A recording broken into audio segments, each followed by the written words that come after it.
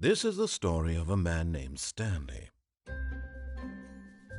Stanley worked for a company in a big building where he was...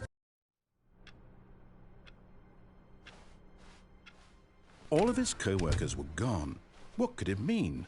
Stanley decided to go to the meeting room. Perhaps he had simply missed a memo.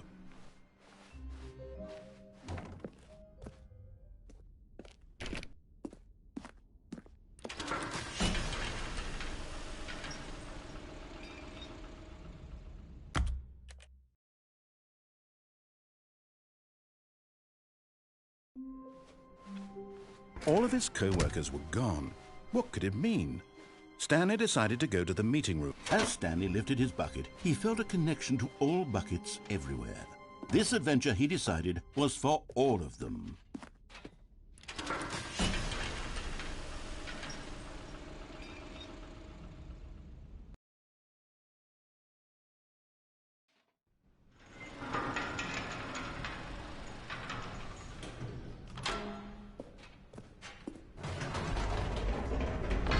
You see, Stanley, I've been reflecting on the Stanley Parable and about how roundly disappointing this ultra-deluxe version has turned out to be. The original Stanley Parable was a landmark, and any new content for it should live up to that legacy. So forget this ultra-deluxe nonsense. I say we take it one step even further. Which is why I'm very proud to announce for the first time ever, the Stanley Parable 2.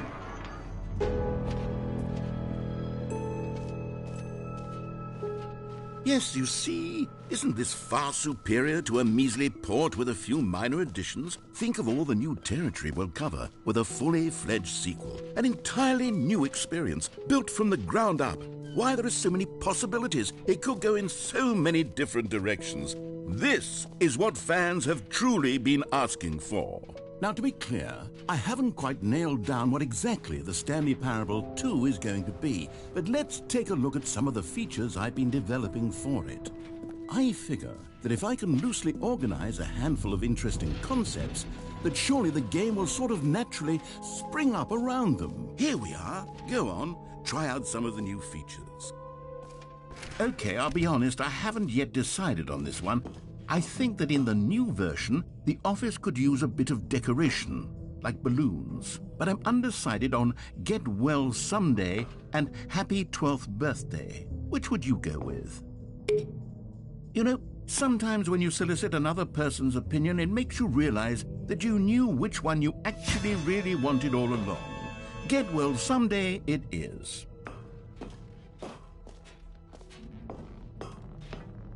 Or actually, maybe I should have gone with... No, I've made my decision. We're moving on.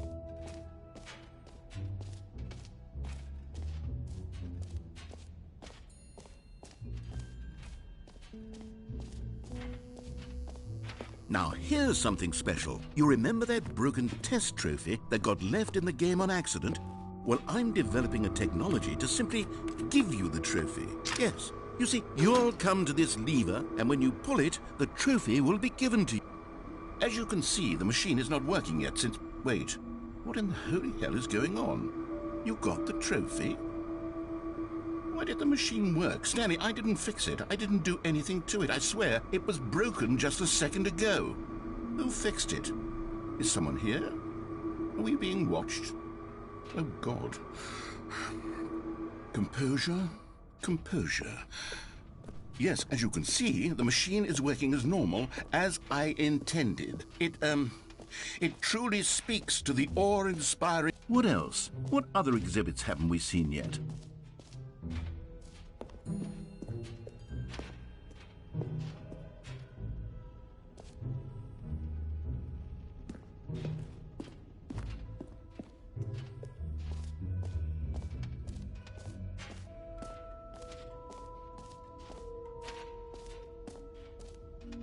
You know what? Let's bring the jump circle back for Stanley Parable 2 as well. It's a... Oh, wait. You already spent all your jumps the first time we saw the jump circle? Oh, well. I suppose it can just be a nice decorative piece, then. Stanley, here's an idea that I'm truly fond of. It's never been done before in a video game. This is, in fact, a hole that you can fall down forever. That's right. Infinite falling. You can fall until the end of time, if you like. A stunning leap forward for video games as a You see? Isn't it wonderful?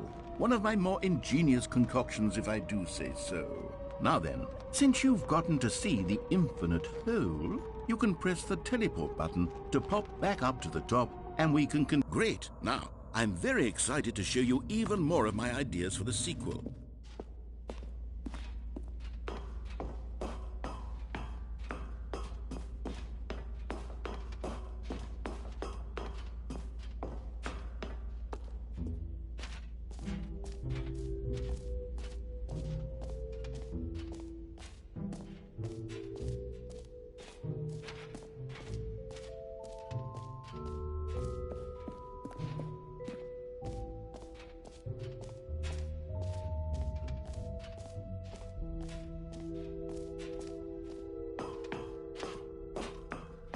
An epilogue would be fun, wouldn't it, Stanley? Yes, it will go at the end of the, well, we'll figure that out later.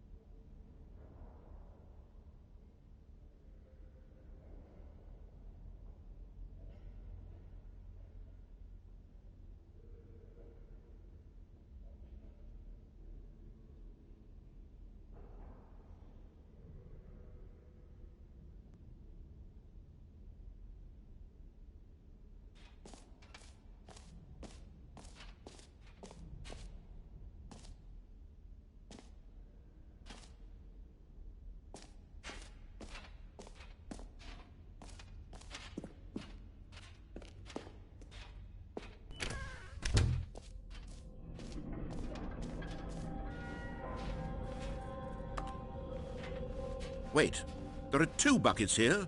How did you get a second bucket? Oh no, the warmth and comfort of a single bucket is already so great, so intoxicatingly wonderful. With 2 buckets, there's no telling. Stanley, can you still hear me? Are you with me? Stanley! Oh, thank God, I didn't lose you. Stanley, the power of 2 buckets was too much. I had to destroy both of them. I know how much the bucket meant to you, but I couldn't take the risk. I hope one day you can forgive me.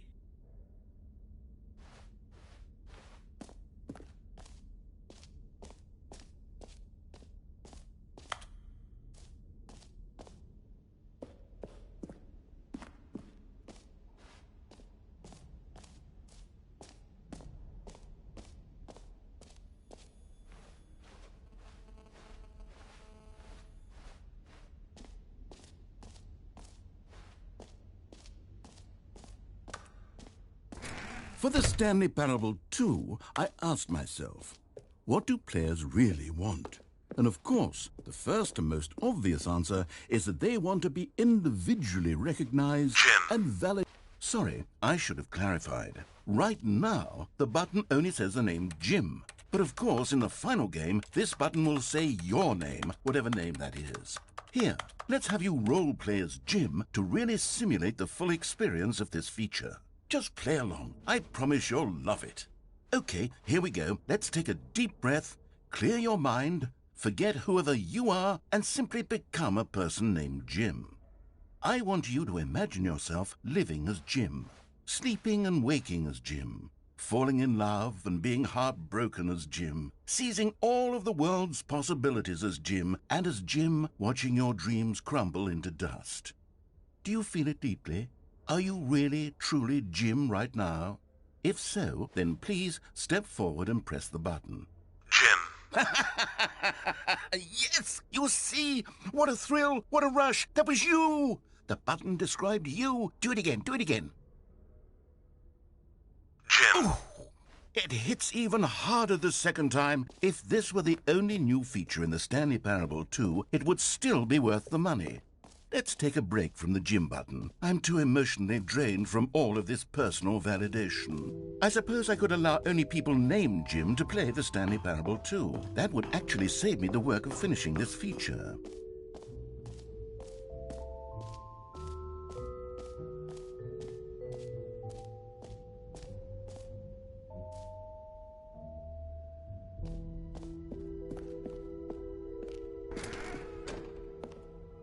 Ah, I can see you've gotten the Settings World Champion trophy. Well done.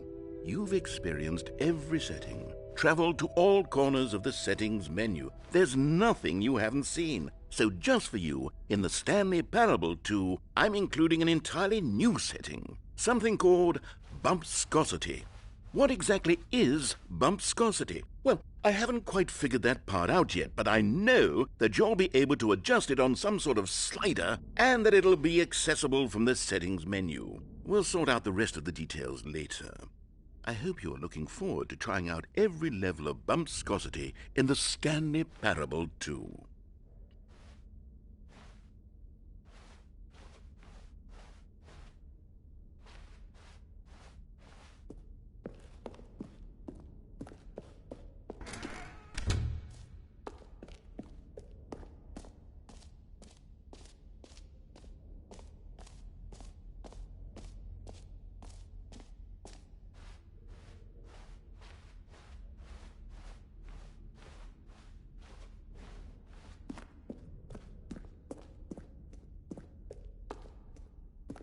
All right, have you seen everything you wanted to? Ready to move on now?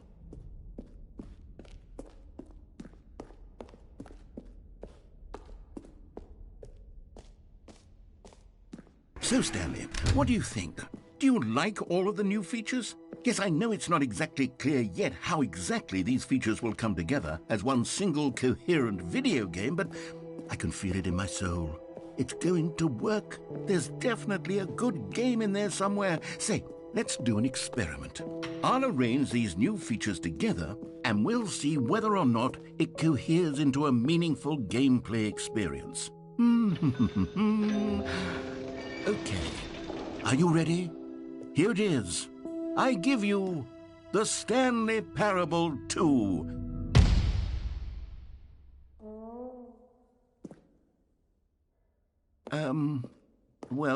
I mean, there's potential here, right? It's sort of... Okay, never mind. Hold on. Let me do a different arrangement. Okay, yes, this is much better. I feel good about this. Here we go. Version 2. Who am I kidding, Stanley? This isn't a coherent video game at all. It's a lot of gags. And I do very much enjoy creating gags, but they don't add up to anything. I wanted more than anything to create a sequel that would capture all the magic of the first game. I wanted fans to love it. No matter how good these gags are, they won't stand on their own. They would need the structure and the gameplay of the original. Wait, maybe that's it. I can take the original Stanley Parable and simply, well, insert a few of my new features into it. Tastefully, of course. With respect. With care for the vision and integrity of the original game. Would it possibly work? I suppose it could. But it would need a really, really tremendous title screen. A title screen that says with bold and uncompromising conviction, "This is the Stanley Parable 2." Let me see if I can whip something up. All right, perfect. Go ahead. Take a look.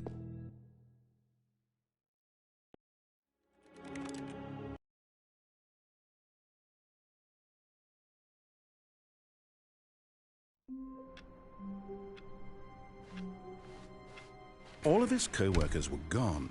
What could it mean? Stanley decided to go to the meeting room. What new mysteries lay in store for our bucket-loving heroes today? Let's find out.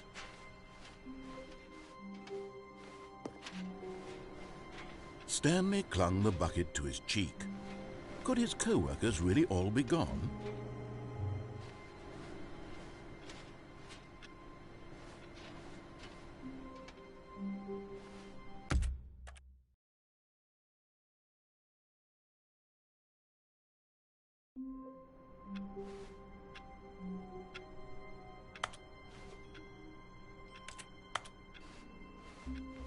A soft wind blew outside and perhaps rain started, and if it did, it stopped shortly after. Stanley hoped that he would one day see weather.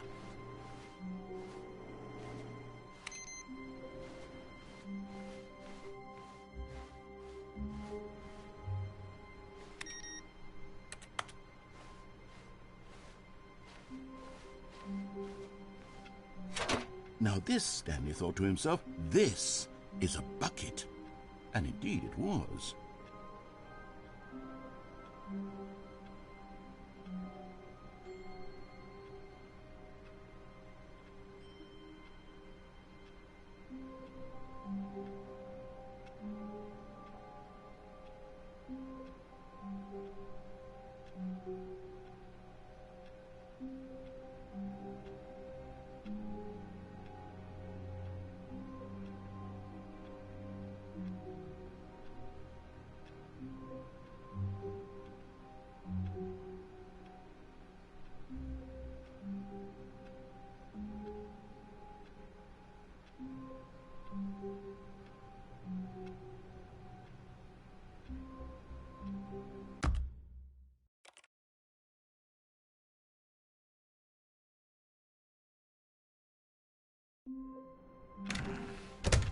But Stanley simply couldn't handle the pressure. What if he had to make a decision? What if a crucial outcome fell under his responsibility? He had never been trained for that. No. This couldn't go any way except badly. The thing to do now, Stanley thought to himself, is to wait. Nothing will hurt me. Nothing will break me. In here I can be happy forever. I will be happy. Stanley waited. Hours passed, then days. Had years gone by? He no longer had the ability to tell. But the one thing he knew for sure, beyond any doubt, was that if he waited long enough, the answers would come. Eventually, someday, they would arrive. Soon, very soon now, this will end. He will be spoken to. He will be told what to do. Now it's just a little bit closer. Now it's even closer. Here it comes.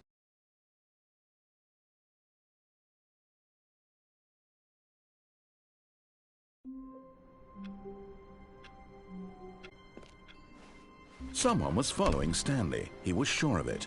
If he checked over his shoulder now, he would surely catch them. It was only a matter of time.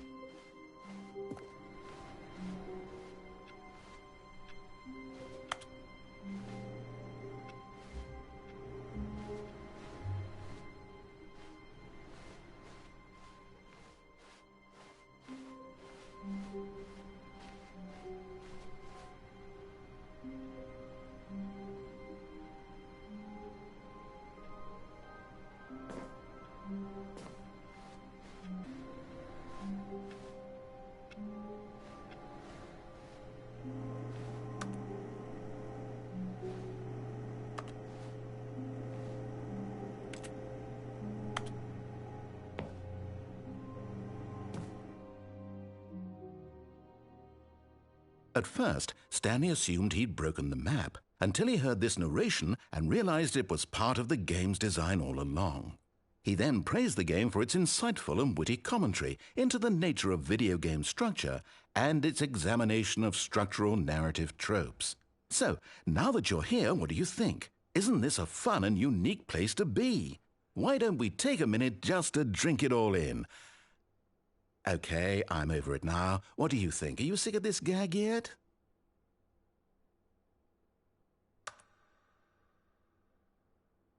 Well, I don't know how to say this politely, but you could literally just restart the game any old time you want, like right now.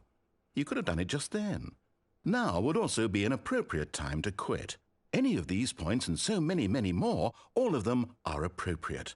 I'm enjoying what seems to be an internal conflict going on where you are literally unable to act on your own desires to restart the game. So, just to push the envelope, I'm going to try and make this as miserable as possible and see how long you can maintain. There once was a man named Stanley, who people considered so manly.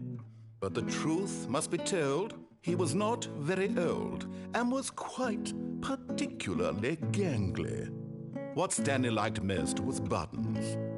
He pushed them like some kind of glutton. He did it all day in a meaningful way, but his brain had long ceased to function. Which is why he is in this parable and lives an existence quite terrible. And if you are not strong and keep playing along, you too will become quite unbearable. Yes. You too will become quite unbearable.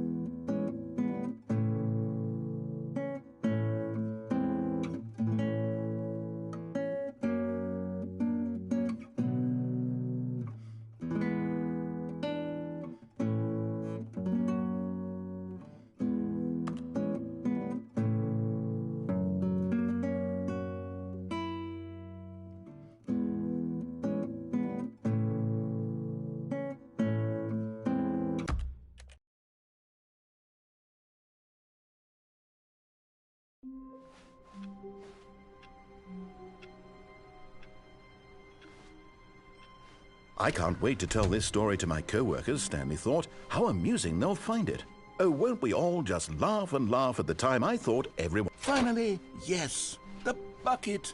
Yes, yes, yes, I love that bucket.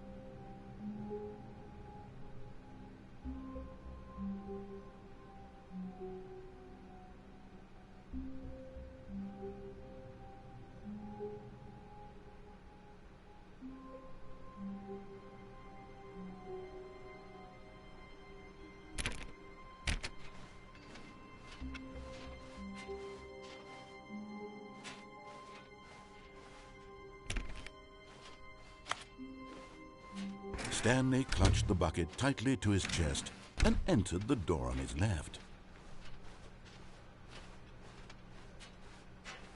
Still no one was here. Stanley needed the bucket's warmth and comfort now more than ever. Perhaps his boss's office was where, coming to a staircase, Stanley and the bucket walked upstairs to the boss's office.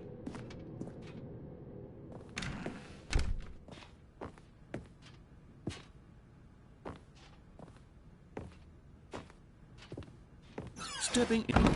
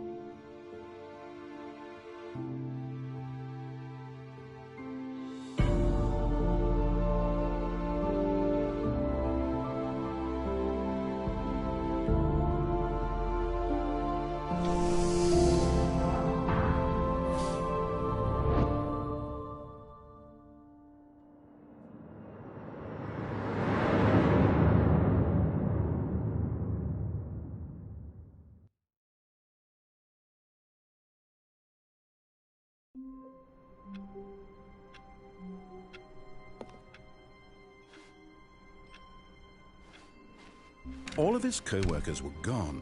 What could it mean? Stanley decided to go to the meeting room. Perhaps he had simply missed a memo.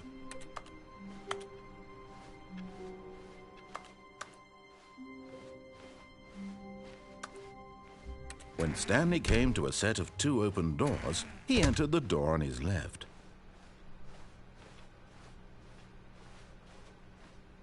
Yet there was not a single person here either.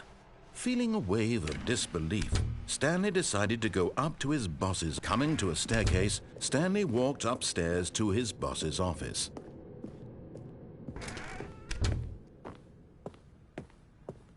Stepping into his manager's office, Stanley was once again stunned to discover not an indication of any human life.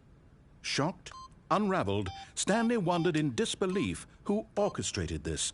What dark secret was being... Stanley was in such a rush to get through the story as quickly as possible, he didn't even have a single minute to just let the narrator talk.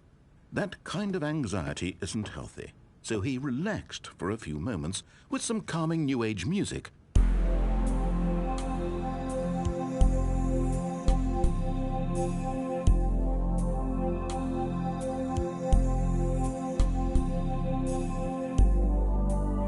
Feeling soothed and rejuvenated, Stanley calmly walked forward into the opened passageway.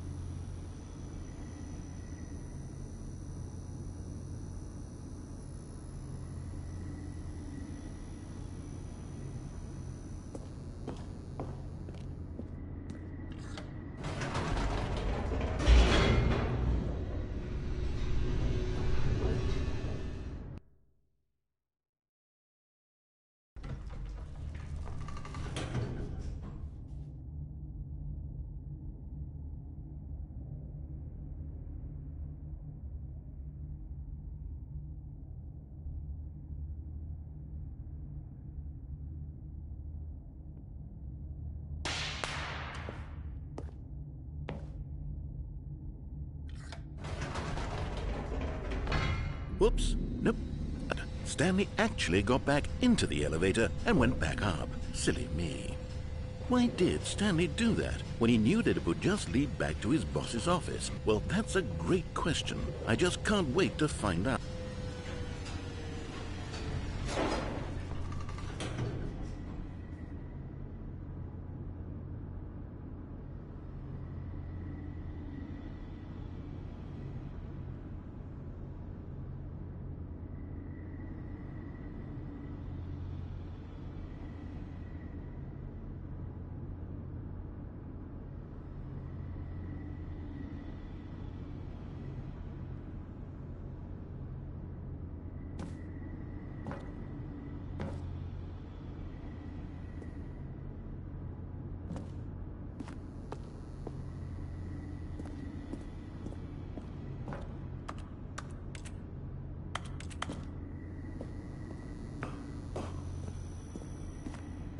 Here we are, Stanley. It's your boss's office. Exactly the way it was before you got onto the elevator.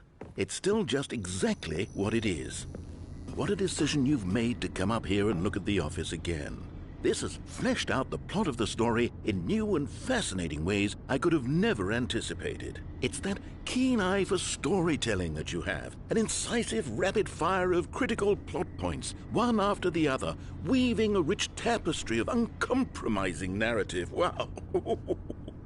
I'm bolted to the edge of my seat.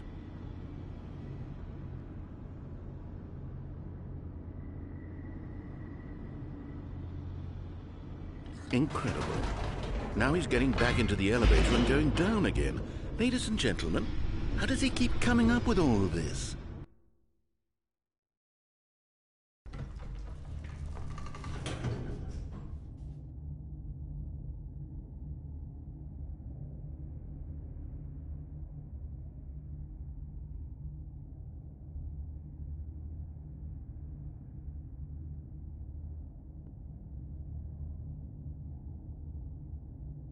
Surely this time Stanley will walk forward into the spooky corridor, won't he? Did you think we were going to go forward down the spooky corridor? No. It's time once again to go back up in the elevator. I can't even begin to grapple with what might be up there. Is it the boss's office again? Or what if it's the boss's office this time? The suspense is killing me.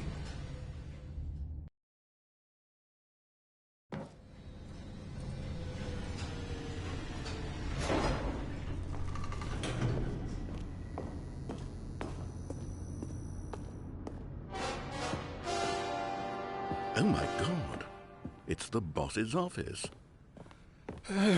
This absolutely changes everything for me. Give me a time out here for a minute while I process this.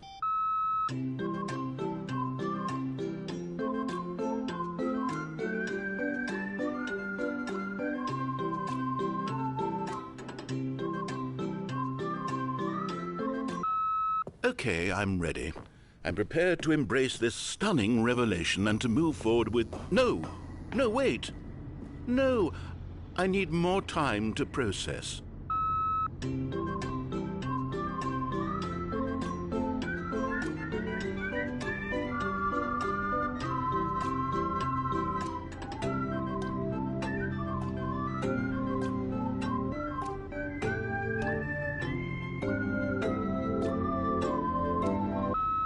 All right.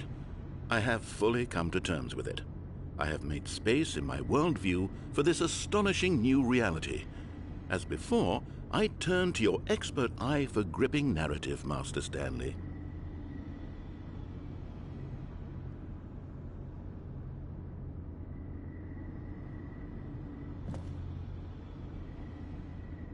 Of course. Going back down in the elevator. How did I not anticipate it? I mean, sure, now it's obvious, but you have to understand that 30 seconds ago, this kind of thing had never been attempted before. I had no frame of reference to even anticipate it. That's just how revelatory Stanley's decision-making is. A breath of fresh air in a landscape of storytelling that has grown stale and repetitive.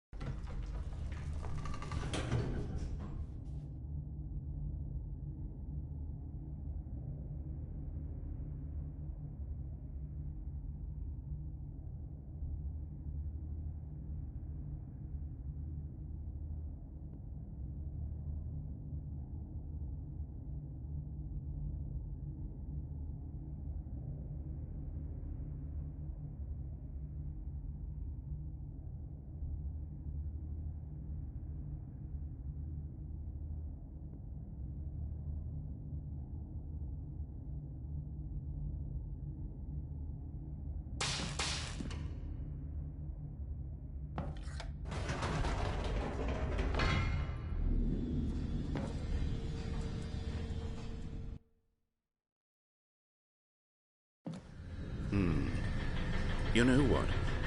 I've just thought of something. Hold on, let's stop for a moment. Don't you realize? It's the anticipation, Stanley. You and I, we have no way of knowing what will be at the top of this elevator. But the suspense, the agony of waiting and anticipating and having to guess, that's the real thrill. Oh, I simply don't want to let that feeling go. It's so precious, so fleeting.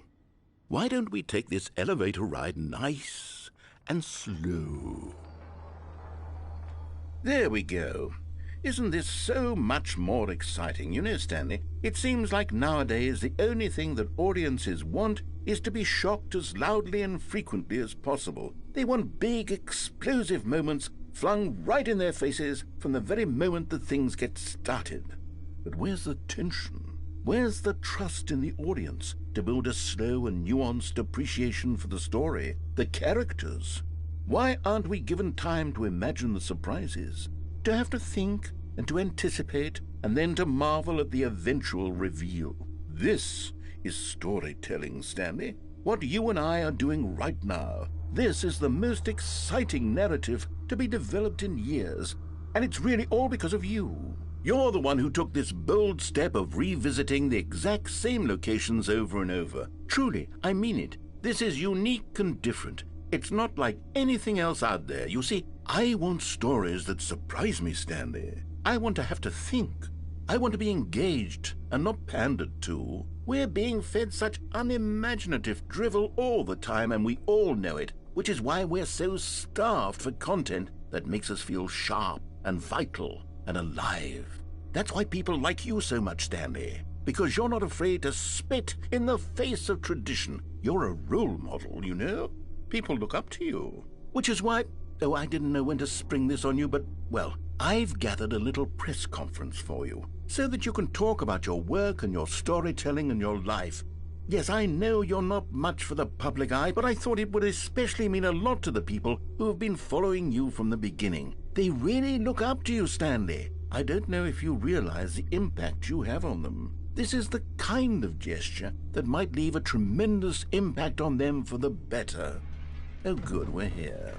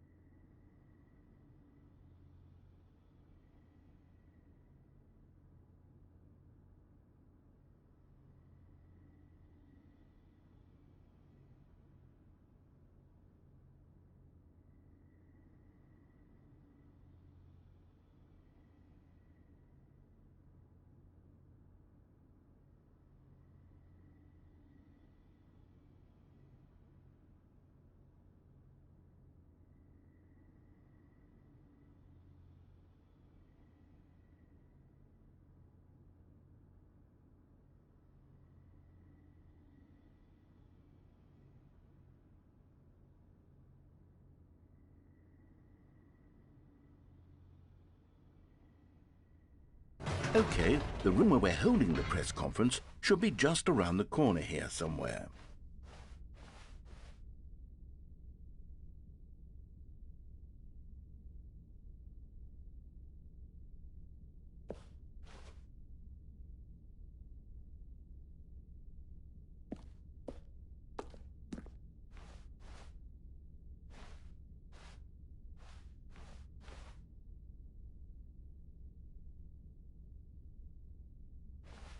Ah, yes, here it is, just through this door. All right, are you ready? I've told them you're going to speak a little bit about the nature of surprise in storytelling and what it means to craft a truly unpredictable narrative. Oh, don't worry, you'll do great. Just be yourself and speak from the heart. I'm really proud of you, Stanley. Okay, it looks like they're ready for you. Go get 'em.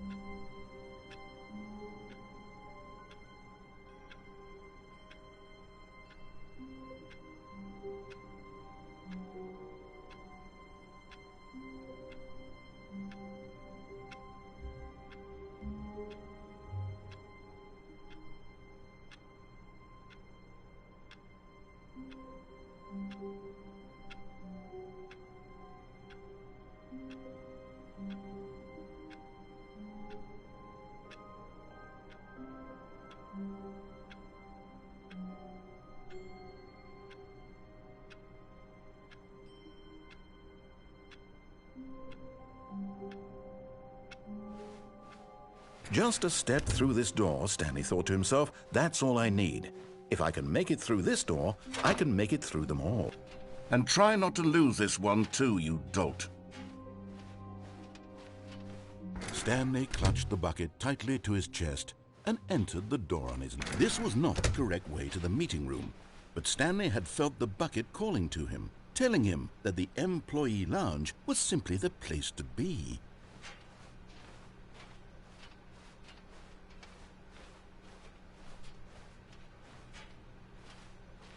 And here it was. Had the bucket turned out to be correct? No, never mind. The bucket was wrong. Stanley took the door on his left to go back to the meeting room.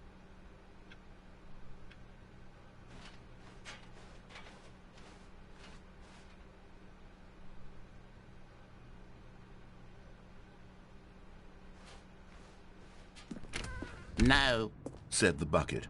don't go to the meeting room. Go somewhere else. The cargo lift, yes. Go there. Go to the cargo lift. Good, said the bucket.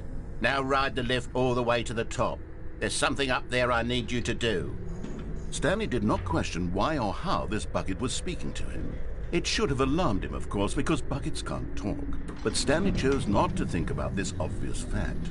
He was firmly convinced that the bucket had spoken to him, and he unthinkingly did whatever the bucket asked. In here, said the bucket. Go into this dark room over here. Stanley once again obeyed blindly.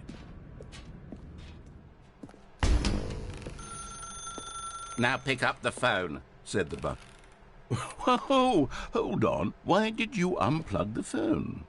Were you trying to resist the bucket's orders? Stanley, I was joking. Obviously, the bucket isn't talking to you and telling you to do things. Buckets can't talk. It was a joke. Don't you get the joke? It's funny, Stanley. A talking bucket. Can't you see?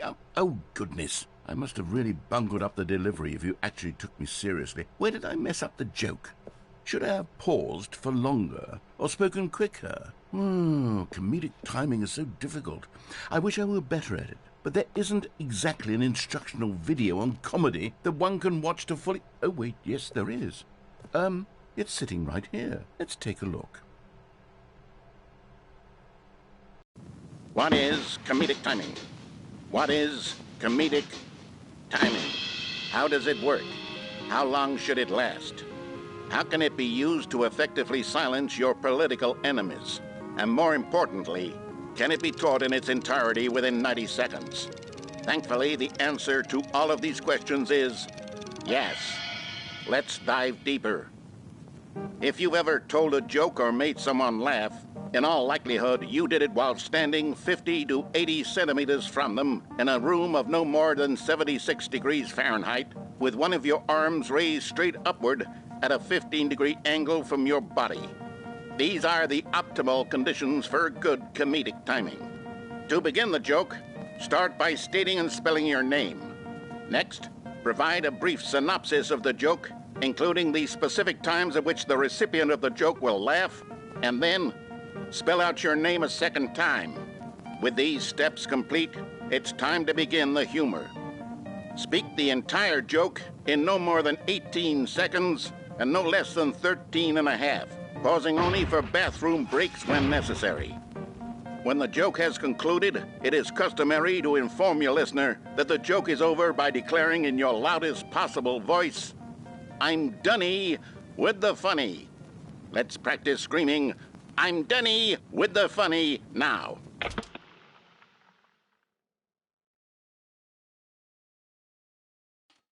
Good.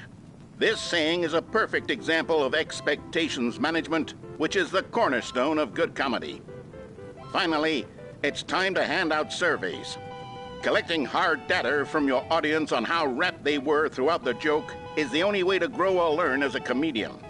An effective survey should be no less than 10 pages long and should include the same question reprinted several times, just to ensure the survey taker is actually paying attention and not simply filling in answers at random.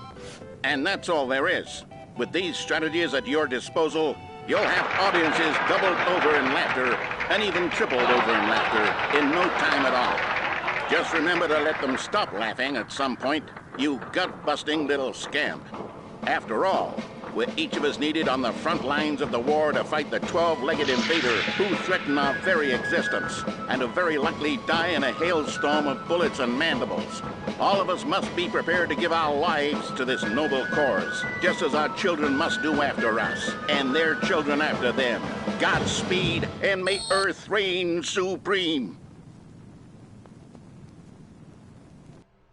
Hey, goodness, this video is a little outdated, isn't it? Well, no matter. I think the fundamentals of proper comedic timing are still as relevant today as they were back then. So with that in mind, I believe the only way forward is for us to return to the two doors and walk through all of this again, so I can try telling my story with more appropriate comedic delivery. Come along, let's head back.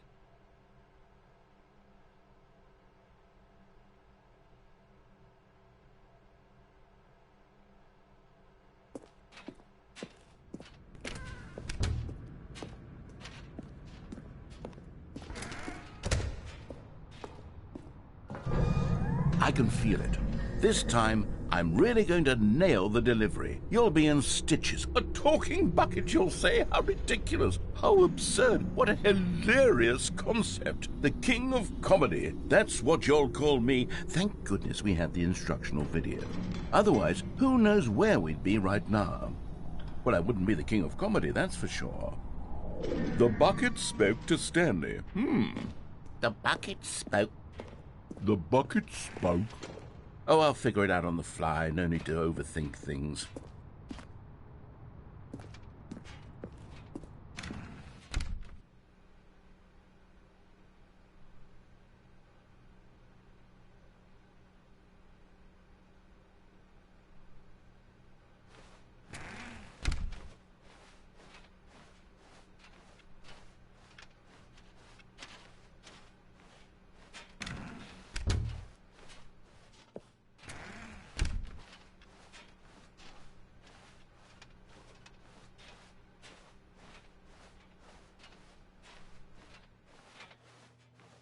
Here we go. You ready? When Stanley and the bucket came to a set of two open doors, they entered the door on the left. No. You were supposed to go through the door on the right, leading back to the phone. Did you not even look at the instructional video? I think this is all covered very clearly. There's no way I can make the comedic timing work now. It's done. The joke is completely done and over. It's all your fault, Stanley. I'm going to be ridiculed in the community of other joke writers. I'm going to be shamed at every one of our meetings from now on. All because you couldn't watch a simple video and take a hint. Are you proud of yourself for bringing me down, Stanley? Are you proud? Here we go. You ready? When Stanley and the bucket came to a set of 2 open doors, they entered the door on the left.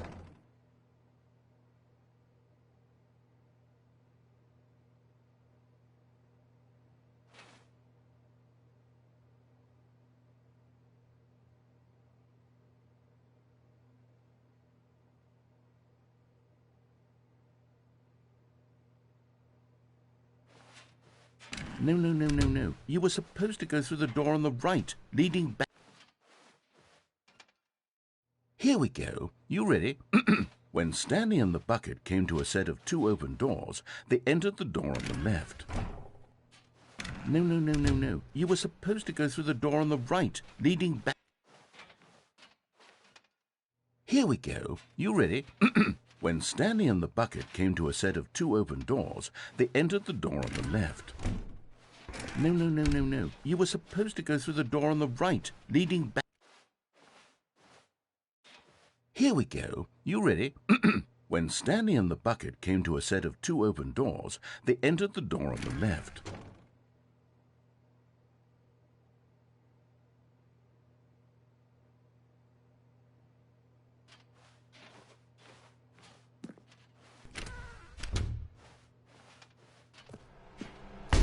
What?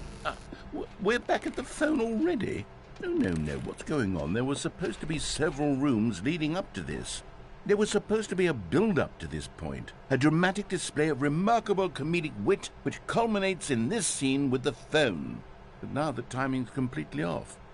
The joke will never land. Well, not the way it was meant to. And it's all my fault. I must have forgotten that the phone room comes immediately after the 2 doors room. What an egregious mistake. I've made a fool of myself. I don't deserve the title of King of Comedy. I'm nothing. I'm not even the lowliest joke-telling whelp. I think I need to go back and rewatch that instructional video again. Yes, surely that will help me improve my... Stanley, you love the bucket so much it's like you... it's as though all of your other most prized possessions pale in comparison. Yes. Well, let me try that again, Stanley. I heard that you are pale with shame over how unabashedly in love with a bucket you are. No? Still not? Is it the delivery? Pale with shame. Pale with shame? Pale... What's another word to describe a bucket? Stanley, this bucket is so metal. I think I saw it playing guitar. No. We're getting away from making fun of Stanley's obsession with the bucket, which was the whole point of this. I'm no good at these jokes. I need more instructional videos. That's exactly what it is. That's what will make me the king of comedy again. More instructional videos. Let's see.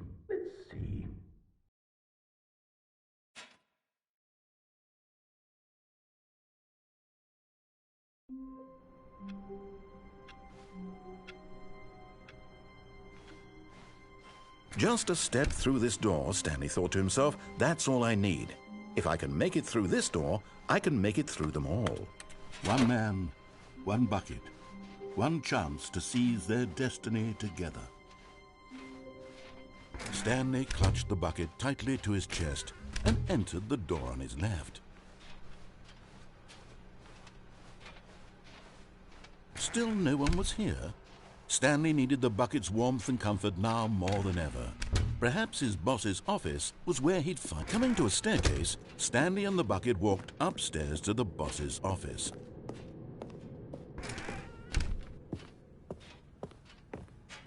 Stepping into his manager's office, Stanley was once again stunned to discover not an indication of any human life. But Stanley guessed the correct code by sheer luck. Was it that the bucket knew all along? Was the bucket guiding him? Yes, this is certainly the most logical explanation.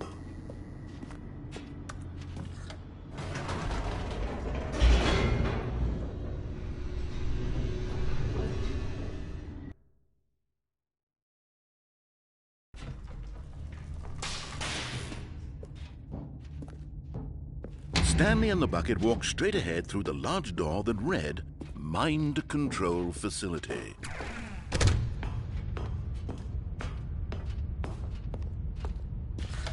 The lights rose on an enormous room packed with television screens.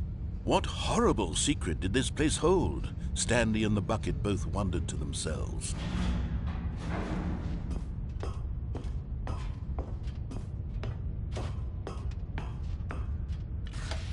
The monitors jumped to life, and Stanley nearly dropped the bucket in shock.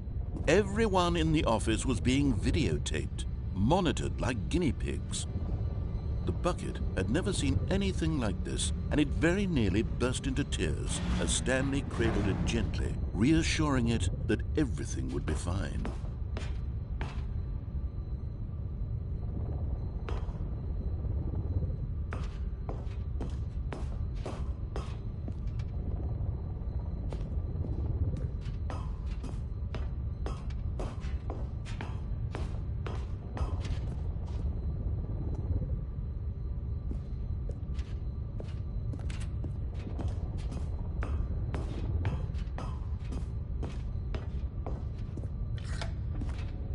Was the bucket under the mind control facility's influence as well? Had the bucket been told to do things it didn't wish to do? What kinds of things does a bucket want to do?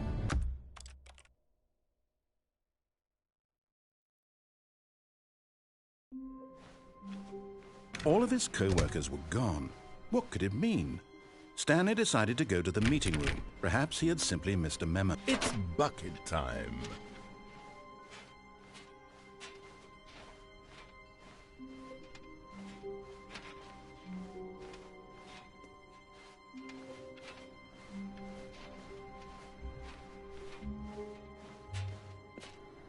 Stanley clung the bucket to his cheek. Could his co-workers really all be gone?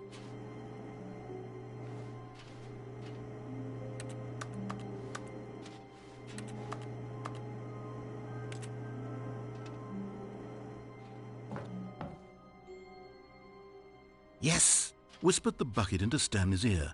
we've done it. We've escaped from that dull office and that pesky narrator. At last, out here in the white void, we are alone. Now, and for the first time, I can reveal to you my true self.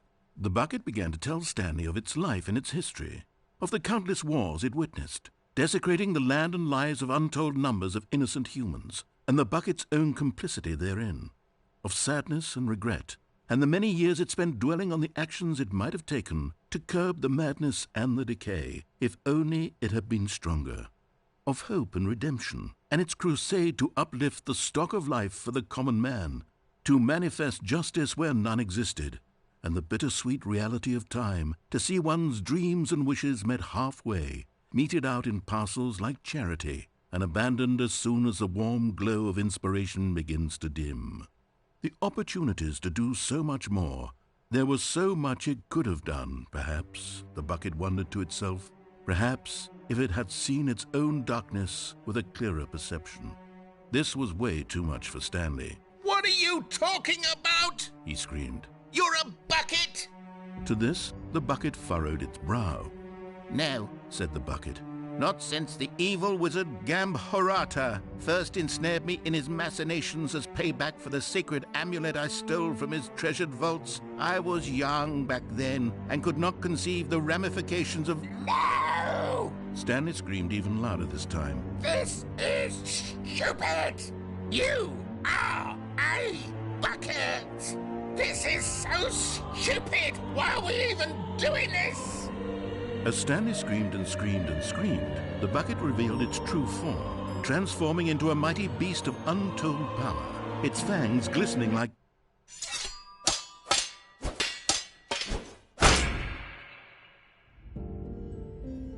My God, Stanley, you did it.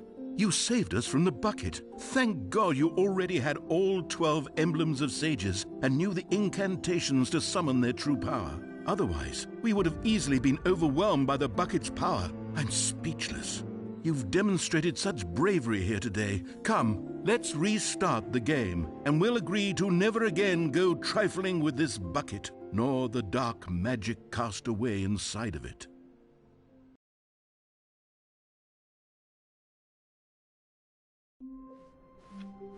All of his co-workers were gone.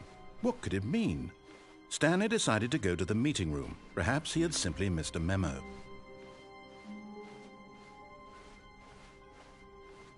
When Stanley came to a set of 2 open doors, he entered the door on his left.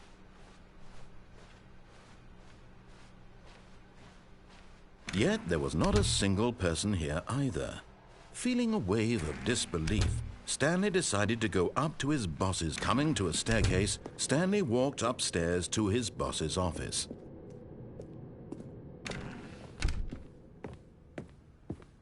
Okay, I think we all know the drill by now. Blah, blah, blah. Dark secrets, the keypad. Stanley pushes some buttons. Oh, hey, look, it's a new passageway. Quelle surprise.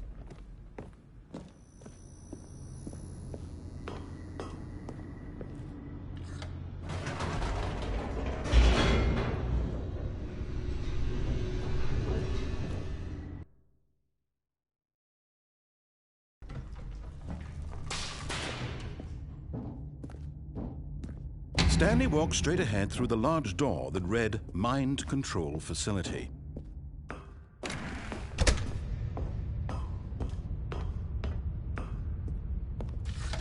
The lights rose on an enormous room packed with television screens.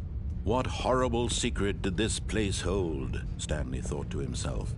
Did he have the strength to find out?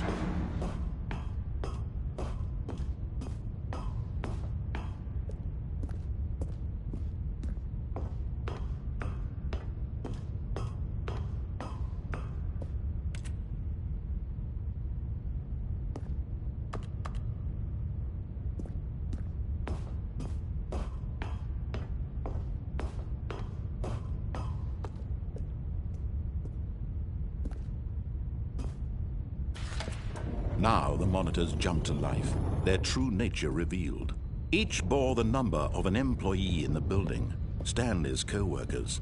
The lives of so many individuals reduced to images on a screen, and Stanley, one of them, eternally monitored in this place where freedom meant nothing.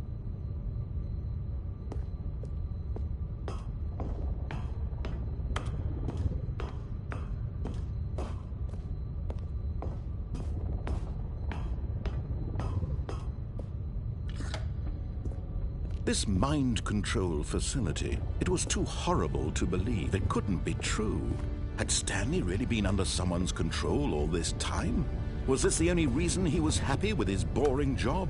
That his emotions had been manipulated to accept it blindly?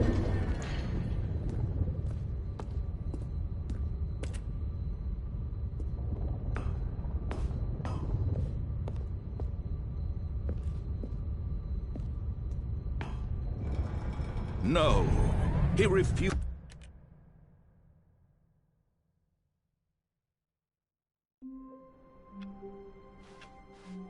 How long was I sitting there? Stanley wondered to himself. Minutes?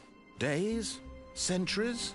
Did something crucial happen while my senses were turned? He made a note to be more careful with time. From when Stanley came to a set of 2 open doors, he entered the door on his left.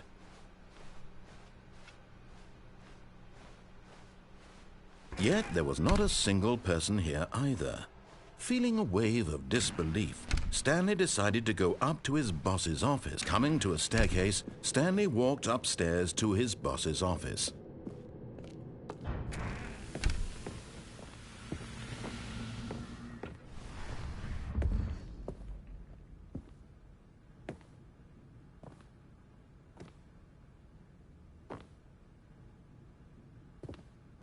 Here's the door, just go.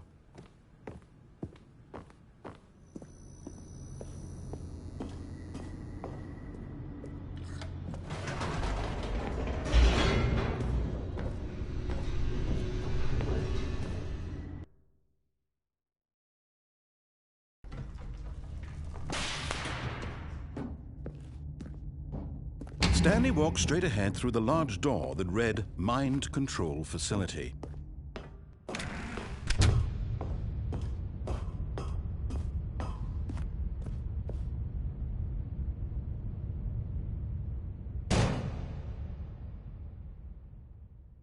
Aha! You've made it to the bottom of the Mind Control Facility. Welcome! You see, back when the Stanley Parable first launched in 2013, getting to the bottom of the Mind Control Facility was a bug that we simply didn't catch during development. And you all sent us lots of photos of it on Twitter and acted very superior about it. And you're all very, very clever. Good for you. Anyway, when it came time to update the game, we knew that we had to do something about this little goof of ours, so here you go.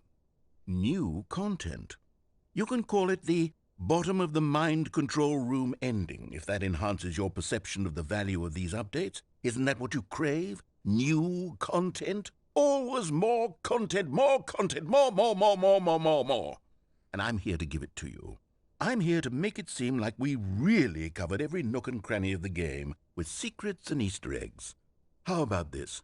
We wrote a new piece of music just for this section. You won't hear it anywhere else in the game. It's a secret that's just for you. That's how special you are. We call this track, Good Job You've Made It to the Bottom of the Mind Control Facility. Well done.